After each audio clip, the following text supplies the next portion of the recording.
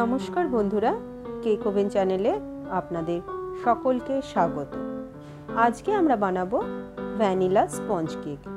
আজকে আমি যে মেজারমেন্টের কেকটা বানাচ্ছি তাতে আপনাদের হাফ পাউন্ডের একটি কেক তৈরি হবে এবং এটিকে আপনি যখন ক্রিম দিয়ে পুরো ডেকোরেশন করে তৈরি করবেন তখন এটি সম্পূর্ণ 1 পাউন্ডের কেক তৈরি হবে।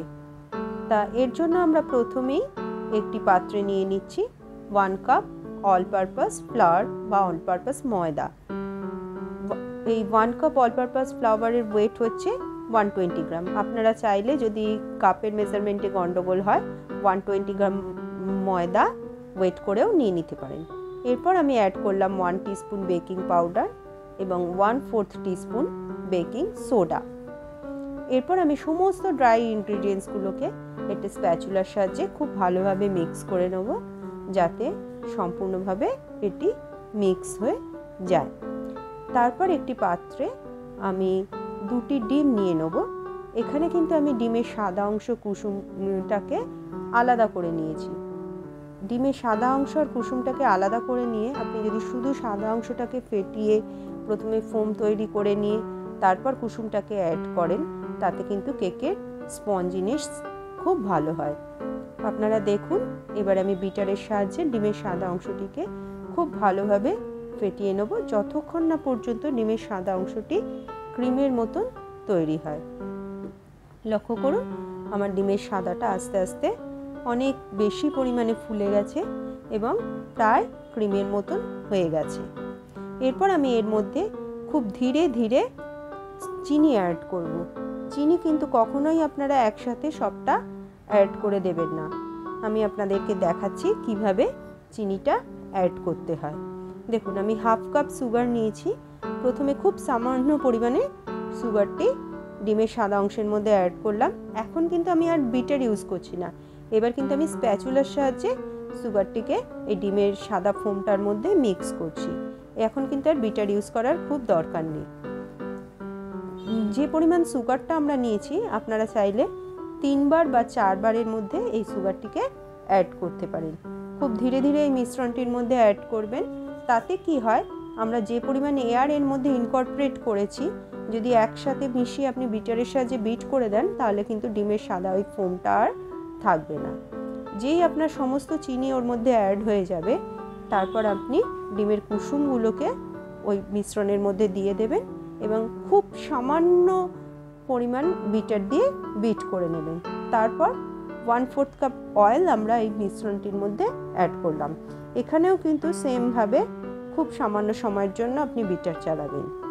এরপর আমাদের ড্রাই ইনগ্রিডিয়েন্টসটাকে লিকুইড ইনগ্রিডিয়েন্টসের মধ্যে মিক্স করতে হবে। আপনারা দেখুন মিক্সিং প্রসিডিওরটা কীভাবে আমি মিক্স করছি।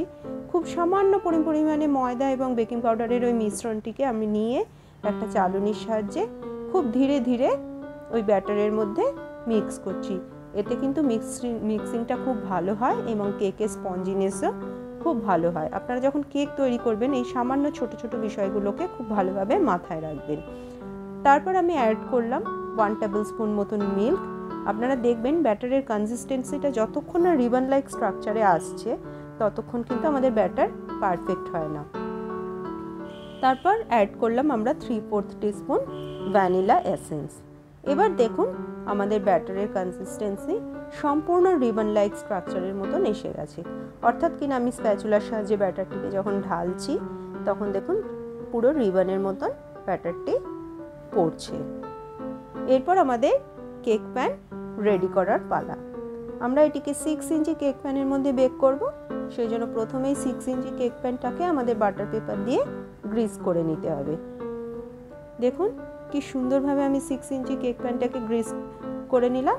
তারপর সম্পূর্ণ ব্যাটারটিকে এর মধ্যে খুব ধীরে ধীরে ঢেলে দেবো এবং লাস্ট প্রসেস যেটা খুব জরুরি সেটা হচ্ছে ব্যাটারটি পোর করার পর খুব ভালোভাবে ট্যাপ করে নেবে যাতে ব্যাটারটি ভালোভাবে স্প্রেড হয়ে যায়।